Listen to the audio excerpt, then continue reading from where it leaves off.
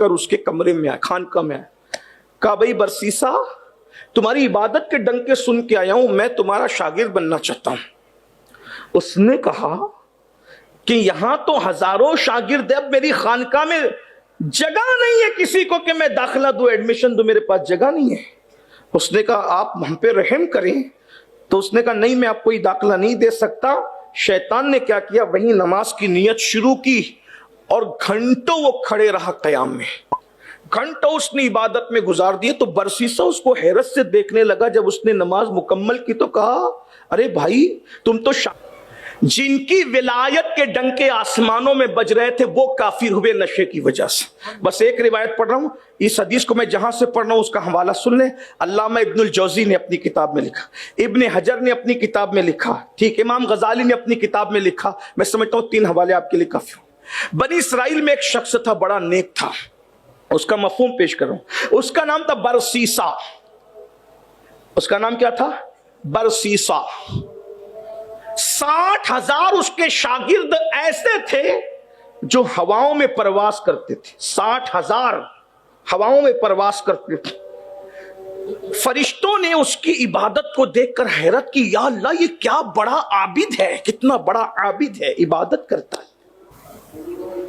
बरसीसा के मुतालिक फरिश्ते हैरान थे कि ये कितना बड़ा आबिद है। और फरिश्तों की जबान से निकला, मौला बरसीसा कितना बड़ा आबिद है। तो अल्लाह ने फरमाया छोड़ो इसे, ये तो काफिर होके मरेगा। गौर कीजिए, जिसके 60,000 शागिर्द हवाओं में प्रवास करते, और ये कौन कह रहा है, ये जलसे के नाजिम की बात नहीं कर रहा हूं और आजकल के किसी मुकर्रिर की बात नहीं कर रहा हूं, ये रसूलुल्लाह ने फरमाया कि उसके 60,000 शागिर्द हवाओं में उड़ते थे, हवाओं में प्रवास करते थे। जब शागिर्दों का ये हाल था, उस्ताद का क्या हाल होगा? और कुदरत क्या कह रही है, वो तो काफिर होके मरे। इससे एक बात मैं आपको यहां अर्ज कर दूं, अगर अल्लाह इबादत की तौफीक दे तो इतराना नहीं, पता नहीं इतनी इबादत करवा के भी अल्लाह के इल्म में हमारे लिए क्या है। ईमान पर खात्मा भी होगा या नहीं इसका ख्याल करते रहना, इससे बहुत डरते हैं। हुजूर गौसे पाक फरमाया करते थे, जो ईमान पर खात्मे की फिक्र नहीं करता, मुझे डर है कि वो मरेगा तो काफिर होके मरेगा। हर वक्त ईमान, सबसे बड़ी फिक्र यही हो कि ईमान पर खात्मा। हमारे मुर्शिद सरकार नूर सैयद अबुल हुसैन अहमद नूरी महरवी रहमतुल्लाह अलैह कहते हैं कि विलायत के जितने दर्जात खुदा ने मुझे अपने फजल से अता कर दिए, उसके बाद भी मेरी तमन्ना इस वक्त एक ही है कि अल्लाह मेरा खात्मा ईमान पे कर।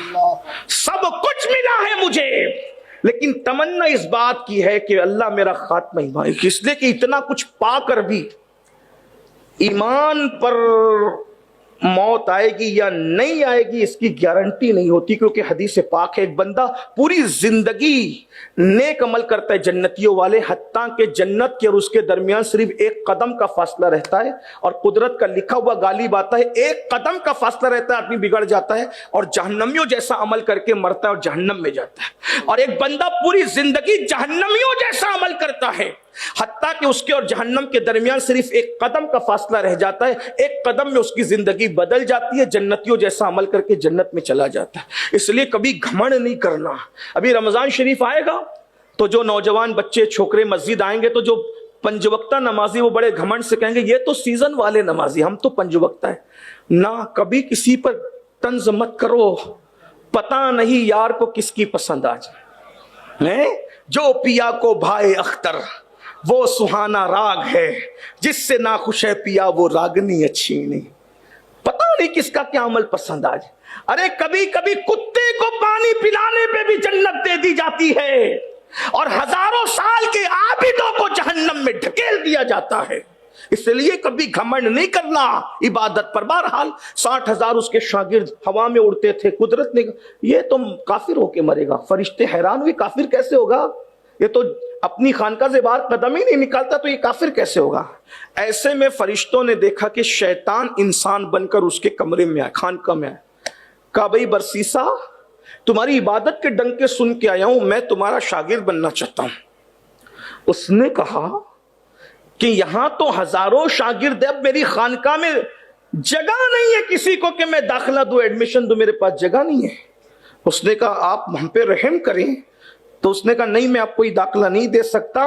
शैतान ने क्या किया, वहीं नमाज की नियत शुरू की और घंटों वो खड़े रहा कयाम में, घंटों उसने इबादत में गुजार दिए। तो बरसीसा उसको हैरत से देखने लगा। जब उसने नमाज मुकम्मल की तो कहा अरे भाई, तुम तो शागिर्द बनने आए थे, लेकिन तुम तो हमसे बड़े आबिद हो।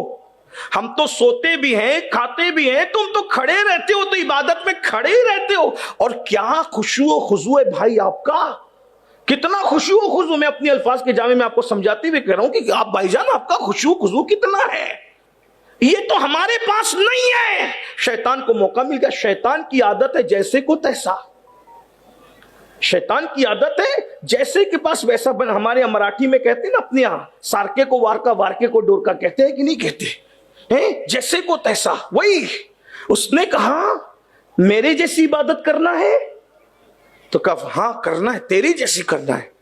ऐसी लज्जत वाली, खुशबू खुशबू वाली मेरे पास भी नहीं, इतना नेक बनने के बाद। मेरे जैसी करना है तो मेरा एक ऐब है। क्या, मुझसे गलती हो गई थी, एक गुनाह हो गया था।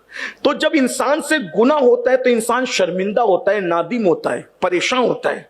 और नादिम होकर जब वो इबादत करता है तो फिर उसको खुशू खुजू ज्यादा आता है। बरसीसा तुम तो बेगुनाह आदमी हो ना, तुमसे कोई गुनाह नहीं हुआ, इसलिए तुमको वो खुशू नहीं जो गुनाह के शर्मिंदगी में मुझे खुशू आता है। कहा अच्छा, तो कहा फिर मुझे भी एक गुनाह कर। एक गुनाह करने से क्या जाए, तवज्जो करना, बहुत ध्यान से सुनना। मैं बतौर मफ़हूम ये रिवायत पढ़ो।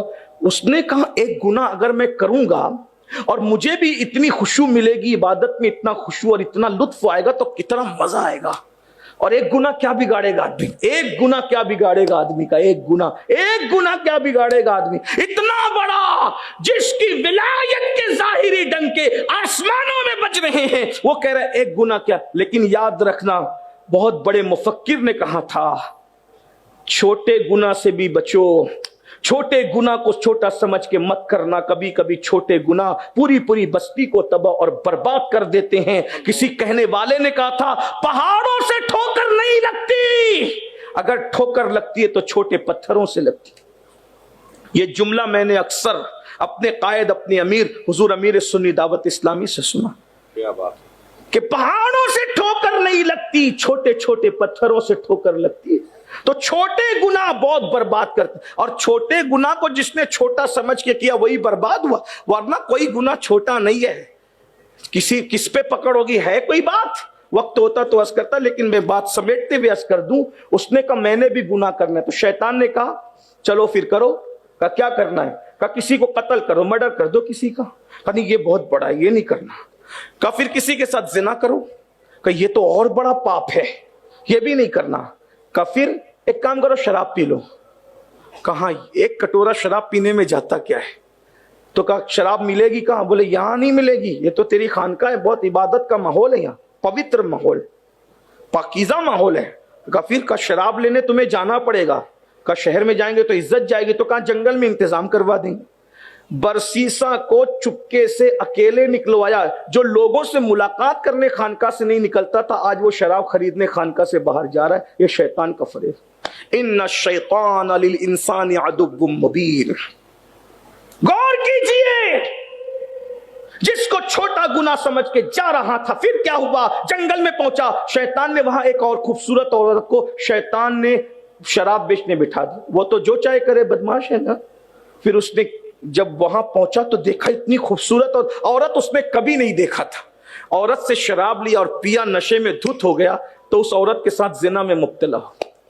शैतान ने उसके शौहर को बताया देखो तुम्हारी बीवी क्या कर रही है। उसका शौहर आया, इसने अपनी इज्जत बचाने के लिए उसको कत्ल कर दिया। जिसने गुनाह को, कत्ल को और जिना को बुरा कह रहा था, नशे में मुब्तला होकर वो सब कुछ किया, कत्ल भी किया, जिना भी किया। शैतान ने जाके बादशाह को बोला कि बादशाह सलामत, बरसीसा कैसा है। कहा वो तो आबरू है हमारे मुल्क की। कहा चलो जरा देखो क्या कर रहा है। ला करके खड़ा किया, रंगे हाथों पकड़ा दिया। कत्ल पड़ा हुआ था, जिना के आसार थे और शराब के भी आसार थे। काजी को बुलाया गया। काजी साहब से कहा गया, काजी साहब ये बताइए, इस पापी जिसने विलायत का चोला पहन के लोगों को धोखा दिया, वो शराबी भी है, जानी भी है, कातिल भी है, क्या सजा दें। तो कहा पहले इसको कोड़े मारो। कोड़े मारो तो ये शराब की सजा, क्योंकि कमारा है ना। फिर کہا کہ قتل اور زنا کے جرم میں اب اس کو قتل کرو. ہاتھ پیر باندھ دیے, پھانسی کے پھندے پہ لٹکانے کے لیے جا رہے تھے. اتنے میں پھر شیطان آیا انسانی شکل میں اور آ کر کے کہتا ہے برسیسا سچ کہوں تیری خانقاہ میں انسان بن کر آنے والا میں ہی تھا, تجھے شراب کے لیے جنگل تک لے جانے والا میں ہی تھا, قتل کروانے والا زنا کروانے والا میں ہی تھا, بادشاہ کے پاس جا کے چگلی کرنے والا بھی سب میں نے کیا ہے. اب تو قتل ہونے جا رہا ہے, بول بدنام ہو کے قتل ہوگا تو. رہتی دنیا تک لوگ کہیں گے کہ برسیزہ پاپی تھا پاپی تھا. ایک کام کر, میں تجھے موت سے بچا سکتا ہوں, نکل. پھر کیا ہوگا, پھر توبہ کرنا. توبہ کرنے کے بعد پہلے جتنا متقی کا تھا اس سے بڑھ کے متقی بننا.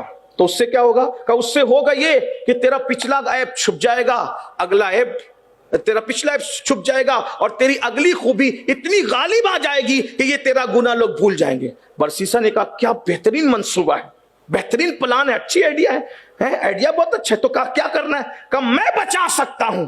کہا کیسے, کہا ایک بار مجھے سجدہ کر, مجھے سجدہ کر, میں تجھے بچا لوں گا. توبہ کرنا, پھر پہلے سے بڑھ کے نیک بننا. ولایت کے ولایت قائم رہے گی, نیکی کے ڈنکے ہی بجیں گے. توبہ تو کا دروازہ تو کھلا ہی ہوا ہے. اس نے کہا میں رسیوں میں جکڑا ہوں, میں کیسے تو تجھے سجدہ کروں. کہا کوئی بات نہیں, پورا سجدہ نہ کر, صرف میری طرف گردن کا اشارہ کر کے جھک جا, میں تیرا سجدہ قبول کر لوں گا. اس نے بچنے کے لیے سجدہ کیا, ہنستے ہوئے کہتا ہے اب تک تو تجھے صرف فاسق کو فاجر بنایا تھا, جا اب تجھے کافر بنا کے تیرا ایمان بھی چھین لیا, اب میں دنیا سے جا رہا ہوں. فسق و فجور میں مرتا تو مغفرت کی امید تھی, لیکن اب تو کافر ہو کے مر رہا ہے. بزرگوں نے فرمایا دیکھو نشہ انسان کو بھی اتنے بڑے اللہ والے کہلانے والے کو کفر تک لے گیا. میرے بھائیوں نشے سے نکلو, اللہ ہمیں توبہ کی توفیق دے. آئیے اللہ کی بارگاہ میں توبہ کر لو, صدق دل سے توبہ کر لو. اللہ تعالیٰ مجھے آپ سب کو سچی توبہ کی توفیق عطا فرمائے.